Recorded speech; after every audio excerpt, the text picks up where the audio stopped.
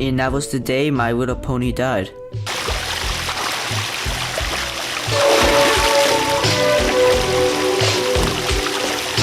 Hey Vsauce, Michael here. And despite the popular belief, it's not true.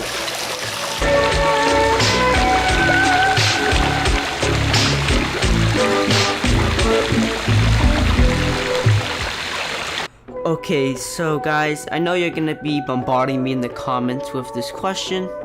I am not a Brony. I just find topics like this interesting. Stop lying to yourself.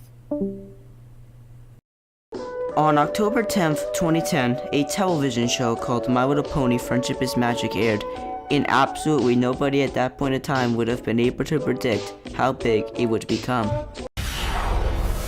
They're not ashamed to love a bright pink mane. I speak, of course, of bronies, otherwise known as a growing number of men in love with the show My Little Pony. As in bros who like ponies. Get it? Really?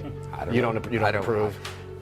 No, but no, they're free to do it. It's a free country, as we were saying before. Comics can tell racy and off-color and offensive jokes, and grown men can do stupid and unbelievably ridiculous things. Don't judge me.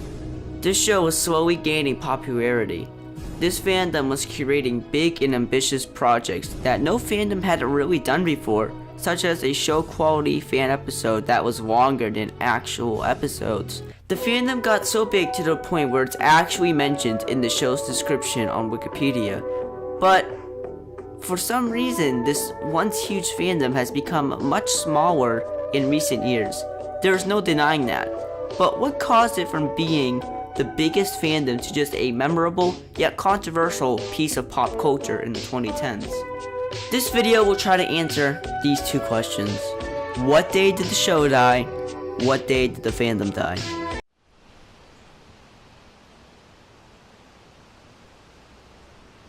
Now, the day the show died is a very simple question to answer.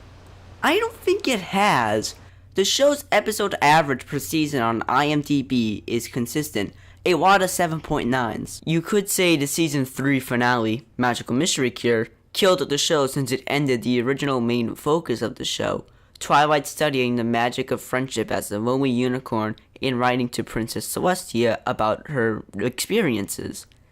But Season 5 has the same episode average as Season 3, 8.1 out of 10. You could say Season 6 killed the show since it has the lowest episode average IMDb score at a 7.5, but the show rebounded to a 7.9 the next season.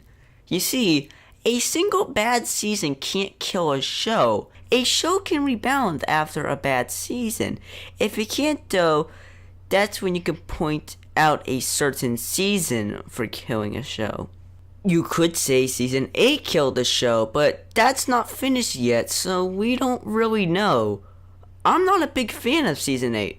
Actually, I hate Season 8. But we will have to wait and see if the results of Season 8 hurt Season 9 to the point where I can confidently say Season 8 killed the show.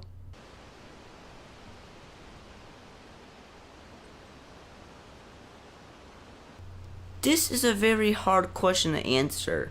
I stared at this Google Trends page for a while, trying to pinpoint when the fandom started to full-on decline.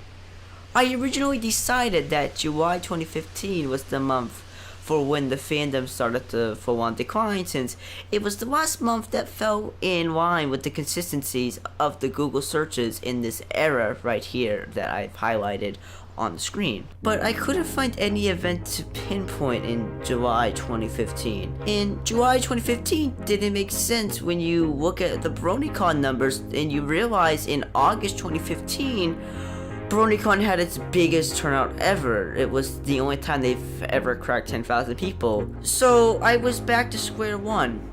And then I realized something. You can't kill a fandom. So then I decided I was going to try and figure out what made it fall out of popular culture and mainstream popularity. It couldn't be the show's fault since the show remained consistently good according to the numbers on IMDb. And I figured it out. It was a few things actually. Bronydom was a fad. It was like Pokemon Go. The differences between the two being the speeds of which this all happened. They rose up, everyone was talking about it. With bronies, everyone was talking about how strange or cool or interesting this group was. People either joined in because they thought liking a girly show was edgy, or people made fun of it. With Pokemon Go, everyone was talking about how interesting of a game idea this was, and about the dangers of kids playing it. People either joined in on Pokemon Go or mocked it. These two fads then made their political appearances. When it comes to the speech, let's actually put this in perspective, and Sam did a really good job of laying the table. We had a 2,000-word statement. We're talking about 70 words, 3 passages. Okay, and this idea of plagiarism, if we want to talk about it, let's talk to it. Melania Trump said, "The strength of your dreams and willingness to work for them." Twilight Sparkle from My Little Pony said, "This is your dream. Anything you can do in your dreams, you can do now." I don't know who created Pokemon Go, but I'm trying to figure out how we get them to have Pokemon go to the polls. And people lost interest, and these lines collapsed. You see, there are two groups of people who mainstreamed these two things. The first group were people who just joined in because they thought Pokemon Go was cool or liking MLP was edgy. Then most of these people left when the next cool or edgy thing came. The other group of people just started liking these two things because it was a trend. Then they left when the next trend came. Fidget spinners. Now, just because these two things were popularized by fads doesn't mean that they are bad things and don't have a fan base. The Pokemon Go fan base is actually making a comeback, and the game is still popular, and from what I've heard, the game has improved too. Now, My Little Pony is still good, but I just don't see the fandom growing again. I just see it continuing to slowly decline. I know many former bronies who just stopped watching it because they simply grew out of it. Maybe they thought they were too old for it. Maybe if they became a brony in middle school, they probably left the fandom in high school because they didn't want to get picked on. Or maybe they got into the brony fandom in high school, and once they graduated or dropped out, their life got too busy for ponies and they just forgot about it and moved on. Or maybe people just got bored with it and moved on to other things. In conclusion, there was no big event that made people leave the fandom en masse. It was just popularized by a fad, and after those people left, some more people left for different reasons, and the fandom shrunk back to its 2011 size. And for the show, I just don't think it died. The ratings are consistent, and people are still enjoying the show. So I think that wraps up this video.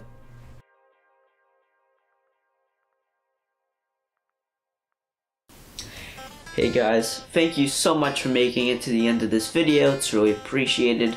I'd like to give a big thank you to Brittney Ackerman and everybody else who helped out. I'll put their profile icons on the screen, and I'll probably put their links in the description or something. If you enjoyed, please drop a sub and drop a like. I really appreciate it. It's really hard to get a lot of attention on YouTube, and I put a lot of work into this video, and I'd really appreciate it if you did that. Thank you. Have a great day.